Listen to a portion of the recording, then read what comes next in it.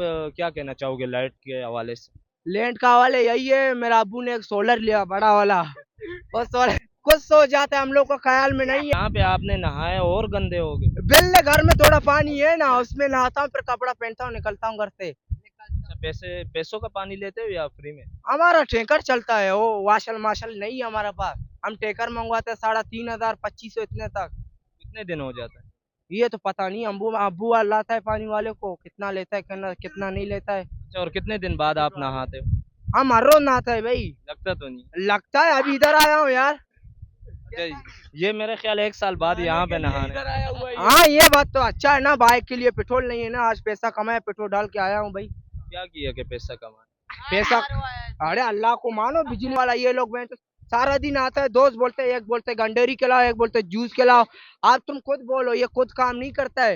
ये अरे पता तो है, इसको देखो, इसको तो हम लोग का शादी नहीं होता है, एक बार मंगनी किया, दूसरा बार उड़ गया। क्यों? पैसा नहीं है ना। लड़की को आप पसंद? पसंद नहीं हूँ, काला हूँ यार, सफेद था थोड़ा यार, इसी वजह में मेरे को छोड़ दिया। अभी तुम आप लोग देखो डीक में, ये इसका पास रश्का है, आशिकी करता है। जो लड़की आपको पसंद करती थी वो अंधी थी या पागल थी? पागल नहीं थे, दूसरा यार मिल गया, उसने बैलेंस भेजा, उसके पास गया। हमारे पास पैसा नहीं था।